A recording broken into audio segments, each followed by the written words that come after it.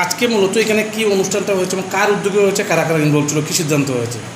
আসলে এটা আমরা পাড়ার কালীপুর, পাইতুর বাজার, দুর্গাপুর, সোনামাড়া এই বিস্তীর্ণ অঞ্চলের সবাই মিলেই আজকে আমরা স্বতঃস্ফূর্তভাবে আমরা এই আজকে মিটিংটা করেছি। মিটিংটা করার উদ্দেশ্য এটাই ছিল যে আমরা দেখেছি 2018 সালে যখন বন্যা হয়েছিল, এই অঞ্চলের আমরা যারাই ছিলাম তারা মানে ভীষণভাবে এফেক্টেড হয়েছিল। ইভেন গত দুদিন আগে যখন নদীর জল বাড়া শুরু হলো তখনও আমরা আতঙ্কে ভুগেছি, আমরা অনিদ্রায় কাটিয়েছি বলতে গেলে। কারণ প্রায় প্রত্যেকের বাড়িতে আমরা জিনিসপত্র গুছিয়ে নিয়েছিলাম সো দ্যাট আমরা জিনিসপত্র কিছু সংখ্যক হলে বাঁচাতে পারি। এই যে প্রতি বছর একটা বর্ষা হলে একটা আতঙ্ক হয়, একটা হয়, কারণ কি?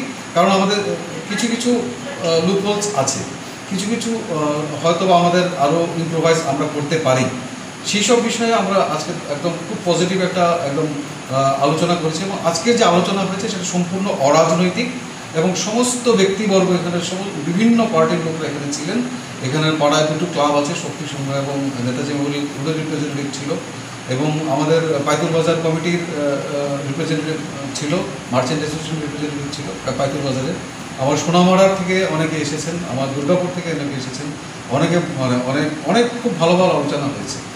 এবং আমরা সিদ্ধান্ত নিয়েছি যে আমাদের যেই ইম্প্রোভাইজেশনের জন্য আমরা যে প্রপোজালগুলো আজকে আমরা লিখেছি সবাই, সেগুলো একটা ডেপুটেশন আকারে আমরা মাননীয় ডিএমের কাছে আমরা দেব, এবং যদি সম্ভব হয় তাহলে আমরা হয়তো মুখ্যমন্ত্রীর কাছে আমরা দিতে পারি।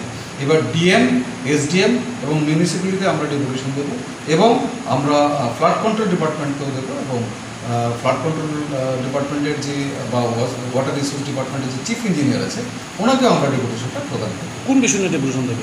আমরা দেবো যে বাঁধ সংস্কার এবং আমাদের যে স্লুইস গেটগুলো আছে সেগুলো আরও কীভাবে মানে ইম্প্রোভাইজ করে কীভাবে জল আটকানো যায়, এবং আমাদের এখানে জল নিষ্কাশনটা কী করে সহজতর হয় সেই ব্যাপারে আমরা আসলে ডেপুটেশনটা দেবো।